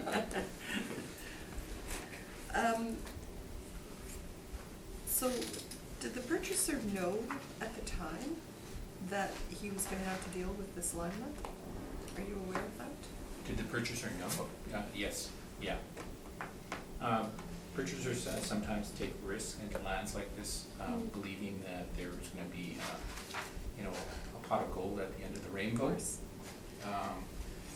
However, they don't know often what the scale of the issue is, and I think that's what slowed this development from progressing the way that they had planned for it to progress. Okay. So do you know when this property was purchased? There is no sale that we can look to in terms of, when these lands change hands, and this is unfortunately some of the issues. Because real property has to be typically registered, okay? Right. But sometimes it's not registered, or sometimes it's registered as a $1 sale, which is not a valid sale to begin with. My guess is that from looking back at some of the files that I've looked at from Hopewell, that we're going back about 10 years. Okay. So this property has never previously been brought to the board then? Last cycle. It was? In 2019, it was brought here to the Board of Okay. Revision. And those properties are all going to the municipal board. So to date, the developer has spent $13 million? It's, again, when you think of the scale of what 450,000 cubic meters is, Right. or whether it's 490, it might be 492. That's a lot. Yes. It's thousands and thousands and thousands of truckloads. So, Just one last question. You're on your page 5. Your comparables, are any of them subject to any sort of, no, nothing? no. I have one more question. Okay. Yes, go ahead. Sorry, Richard. I was just wondering, how did you arrive at your proposed 645? Or, $6.45. yeah. Um, This is what you're proposing. I was just wondering how you arrived at that calculation. Well, so the only thing that we could draw from were two particular sales, Pembina and Oak Forest. And neither is really comparable.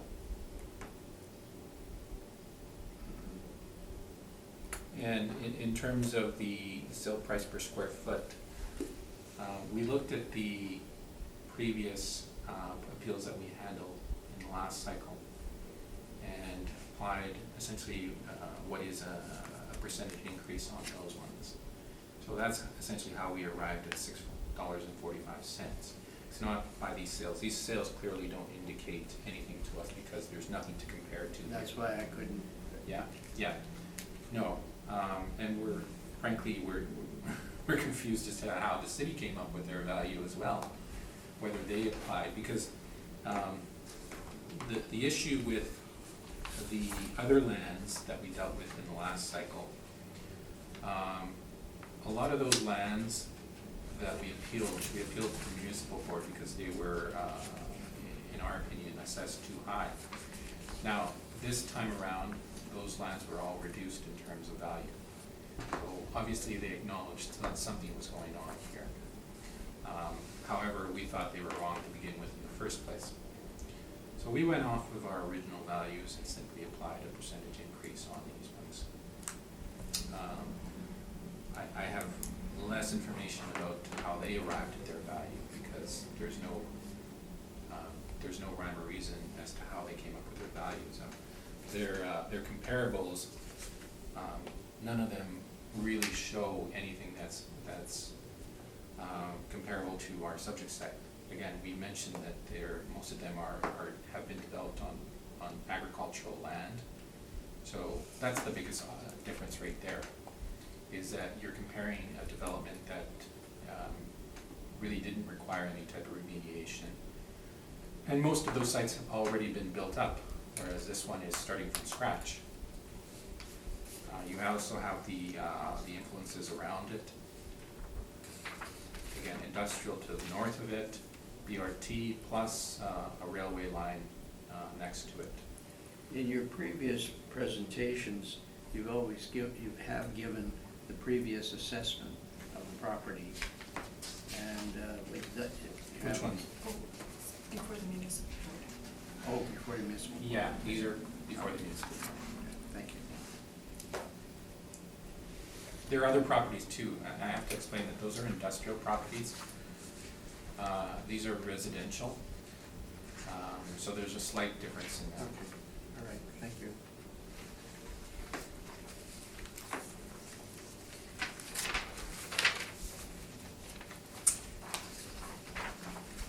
Okay, thank you.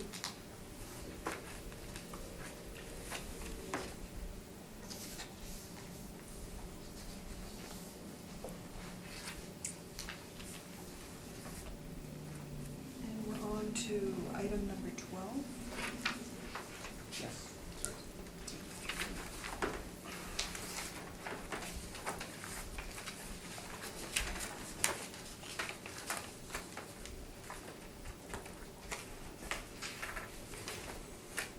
You're right. Thank you, Madam Chair. The next property has a file number of 19-2794, a roll number of 030930027775. We're dealing with the roll year of 2020 using the reference date of April 1st, 2018, and it is assessed at $1,382,000. The property is a vacant residential 2 with a zoning of RMU, or residential mixed use. The property has a land area of 152,711 square feet. On page 2 is the aerial photos of the subject property. On page 3 is the zoning map for the subject property. And on page 5 are the same land sale comparables of the previous property, Madam Chair. They're ranging from $7.55 to $32.79 a square foot. And that's my presentation.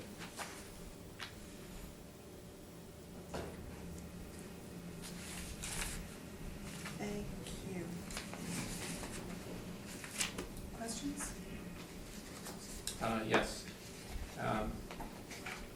I'm just gonna reiterate what I was asked in the previous one, but you're aware of the term brownfield now? Now I am. Okay. Thank you. And how have you applied adjustments to these comparables, or have adjustments been applied to these comparables? I assume No, not.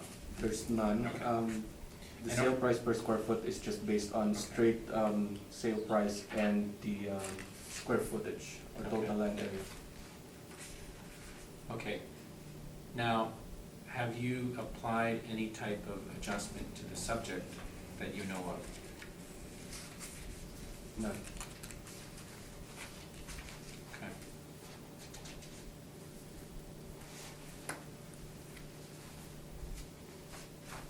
Those are my questions. Thank you. Mr. Fenwick? No questions?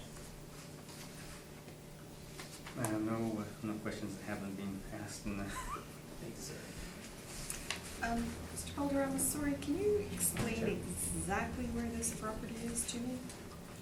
It says Chevrier, but where? Yeah, the address is on Chevrier, along Chevrier, but, or, well, not Chevrier, sorry. On the previous property, I think it's just above, right above the previous property.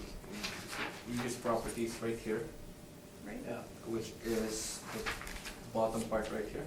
Okay. And then this is the subject property we're dealing with right now. Oh, okay. So it's still on the Thank sugar you. beet, just like. Yes, yes, it's the same vicinity. That is all my questions, if you'd like to proceed. Thank you, Madam Chair. If you turn to page 2, please.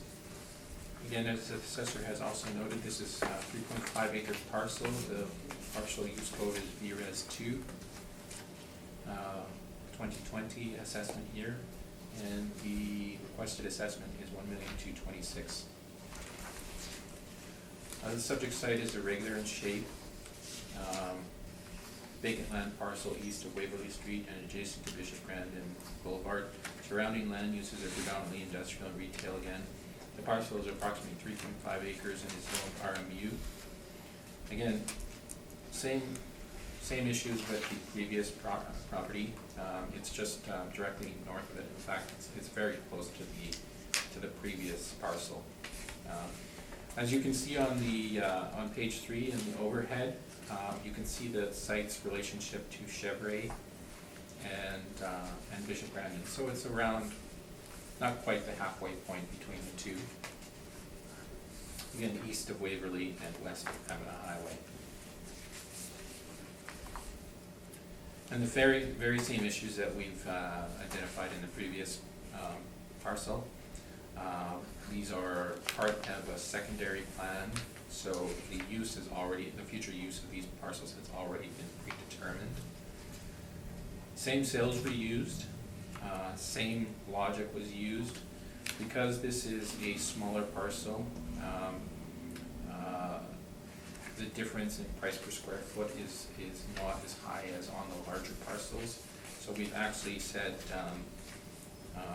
the value that we've chosen is actually slightly closer to what the assessed value is. And that's simply when we look at a graph of the price per square foot, it starts going down as the parcel gets larger. So we saw where this one fit in place in terms of that graph, and it fit at around $8.04 per square foot.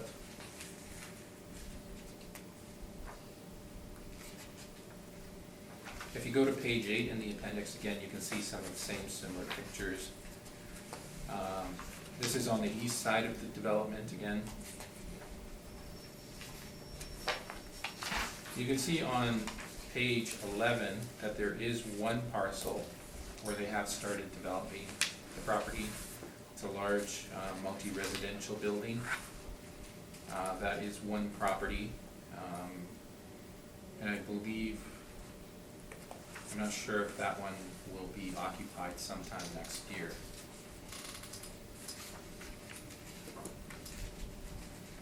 Again, the same report that I've included in the previous one. That details the issue of lime mud removal on this site. And that is my presentation. Thank you. Questions, Mr. Boldorado? Yes, Madam Chair. Just to clarify, there was a mention of $13 million spent on remediation so far. So is that for the properties for the 4 properties that Hopewell Development is, or that Hopewell Development owns? Or that's on appeal right now? Yes. It's So passing. as I mentioned, the deposits are actually on the east side of the Right. property. So if you look at the overhead of the property, and you can see this in your presentation and mine also. But if you go to page 3, you can see the picture of the development. So you can see the yellow line, which represents a street that goes into the development. So what's east of that line is what I consider the east half of the property, okay? And the west half is essentially split by a road. Now, the west lands are predominantly industrial. And in fact, the lands that are kind of to the north of that and to the east of that line are also industrial. So you see like what is essentially a little lake there, retention pond. Right. Those areas just north of that are also industrial. But around where the red marker is and south of that is where the lime mud deposits are. So basically, the $13 million cost is should be distributed among 4 properties, not just on the first property, correct? That's not how the developer views it, okay? Mm-hmm. Now, you guys parse these parcels up into different roll numbers, and you do it as a function of assessment. Right. The developer is thinking at it from the perspective of an investor, is how much I'm gonna have to spend to develop these properties. So they're looking at these costs on the scale of this development, not necessarily on a roll number basis, because that's really a function of what you guys do, not what they do. And So they're looking at $13 million. Up to this point, this is what we spent on the development. You have to take into account that most of this happened around the areas where we have these parcels. So it's directly affecting these parcels, not necessarily affecting the other ones, although this is, for the developer, spread out through that entire development. Because they're not looking at it from the perspective of an individual roll number. Right. So if I look at, would it be safe to assume that if I look at it from an investor's or developer's point of view, I spent all these money and later on I should recoup it even more? Is that correct to assume? That, hoping that they would get more money from it? Well, so you're thinking down the road, right? Yeah. Okay. Yes. So down the road, when the remediation is complete, and they start developing these lots and everything is good to go, they can start putting larger scale developments on them, larger multi-residential buildings on them. At that point, I would say that the market value of these properties will change. We're not there yet. That's what we've said. And we're dealing with an April 18 reference date. So what you're saying is hypothetical and down the road. Of course, it likely will happen, okay? But as of the April 18 reference date, and the fact that this is still ongoing and probably will be, who knows when, that has to be taken into consideration in the pricing of these properties. And to begin with, any investor would still look at that from a risk perspective.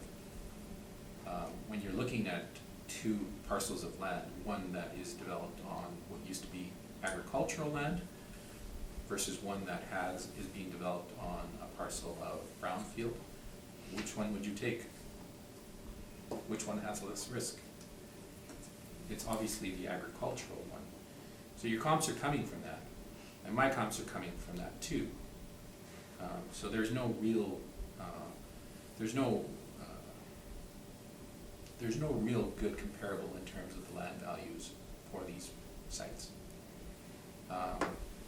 We developed a methodology, we continued with it, applied some type of adjustment to it, and that's what we went with. In the case of the Darbo properties, again, kind of a unique situation. And this is kind of similar, is that it's not really something common amongst developments. You don't see this type of issue with a lot of developments in Winnipeg where you're going to have to remediate so much land simply to get that development started. And that's my question, Madam Chair. Thank you. That's all. Mr. Philip? No, I think the gentleman has answered some of the questions that I had in his presentation. No question. And I have no questions, so. If I may add one last point here. You recall that I mentioned that we are on site about once a month. So we know this property quite well. We have to report to the developer because of the banking situation. So who's building this, who's developing this, there's timelines that have to be met, the bank requires that, so we're on the site on a monthly basis. So when we say this thing is slowed down, not being developed at the rate that it should have, there have been complications in development. We can speak to this because we have intimate knowledge of this development. Sorry, and I think you may have answered this, but they have no timeline in terms of how much longer? No, that's been the complication in this issue, is the extensiveness of the remediation. So at what point it stops, we don't know.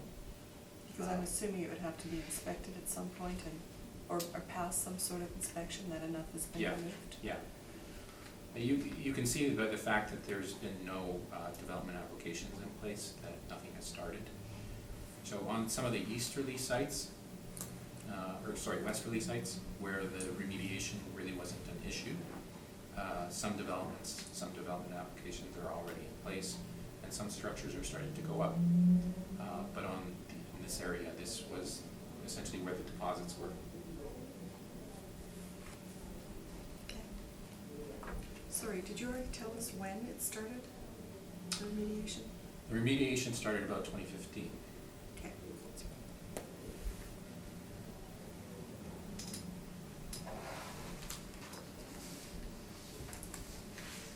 Thank you. No one else has questions regarding this? Okay. We will move on to the next property. Sorry, is there any way to make it clear? There is a fan. I thought there was a way to turn the temperature down in here. Is anybody else getting warm? It's hit my back. Yeah, I don't know. I can go ask someone who would know. Sure, would you mind? Yeah, just, I'm gonna have to turn off the camera. Yeah.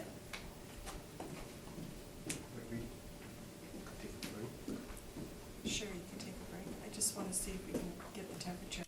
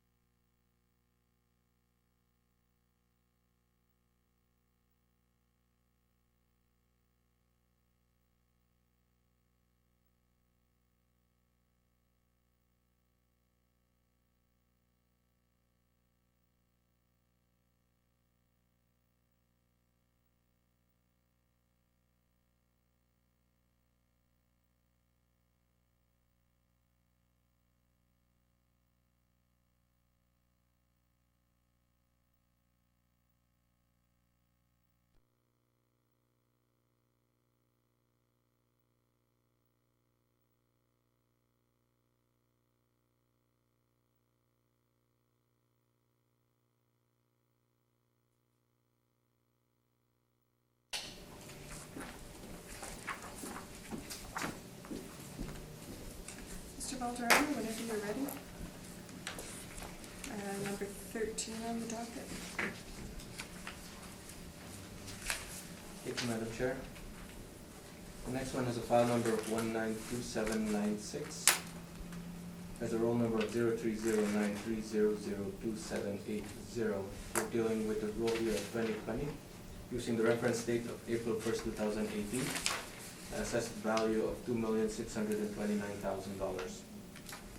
The property is a vacant residential 2 with a zoning of residential mixed use in a land area of 323,272 square feet. On page 2 is the aerial photo, or are the aerial photos of the subject property. It is north of the previous property. And on page 3 is the zoning map. On page 5 are the land sale comparables. Again, they are the same as the previous ones that we've discussed. They're ranging from $7.55 to $32.79 per square foot. And that's my presentation, Madam Chair. Thank you. Questions? I don't have any questions. Mr. Faluk? No questions. No questions that haven't been gone over. Yes, and I have no questions. Thank you. Would you like to proceed? Yeah, I will ask you just to skip to the 5th page, where I make my recommendation. And again, my recommendation is to reduce this from $2,770,000 to $2,079,119, or $2,079,000 rounded. That's my recommendation. Okay, thank you. Questions? No questions, Madam Chair. Mr. Faluk? No questions. I just have one regarding this specific property. It appears to be more vegetation on it, not cleared like the previous ones were. Is that because there's not as much of the There's not as much of the lime deposit there, plus it's, but it's also adjacent to the industrial, adjacent to the BRT, and it's also an irregular shaped parcel, I believe. So if you look at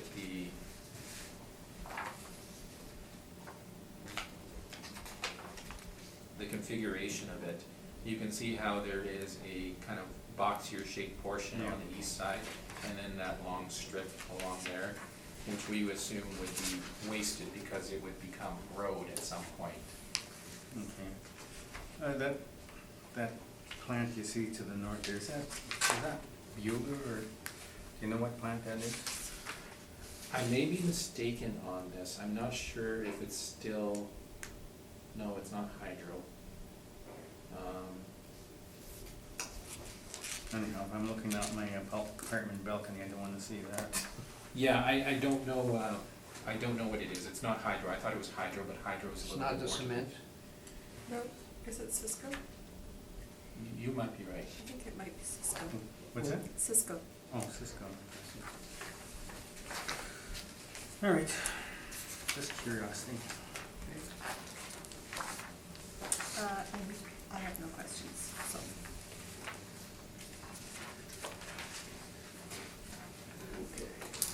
We'll move on to number 13 on the docket.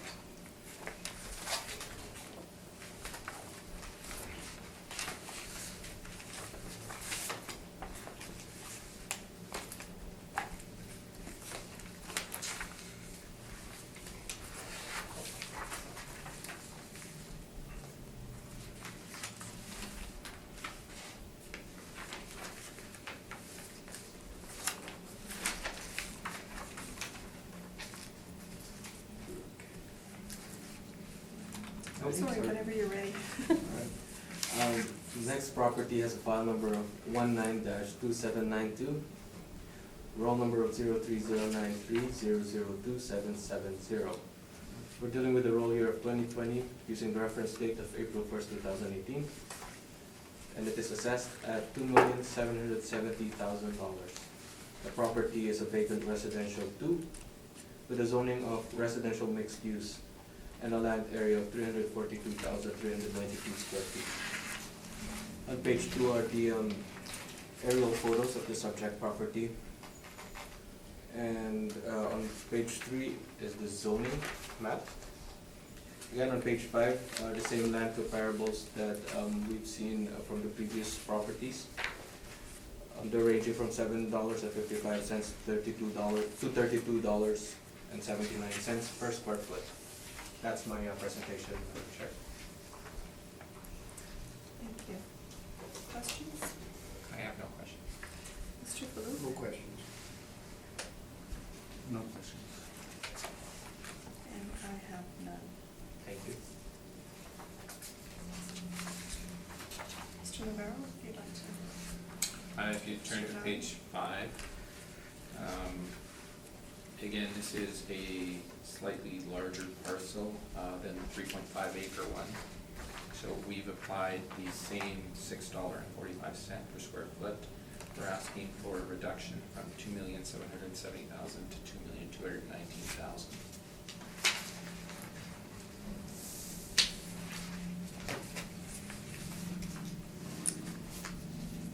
Questions, Mr. Boardroom?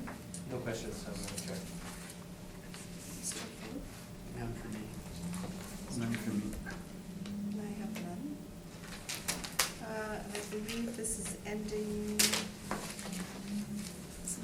Hopewell? Yes. Did you wish for a summation? Summation. I have no summation. Okay.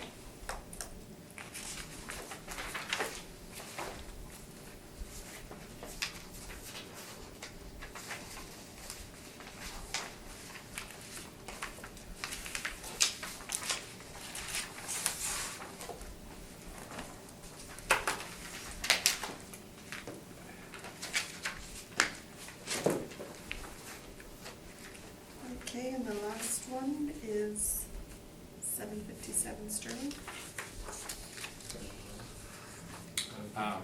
We're requesting to withdraw this if you Okay. Okay, and gonna have to fill out the form.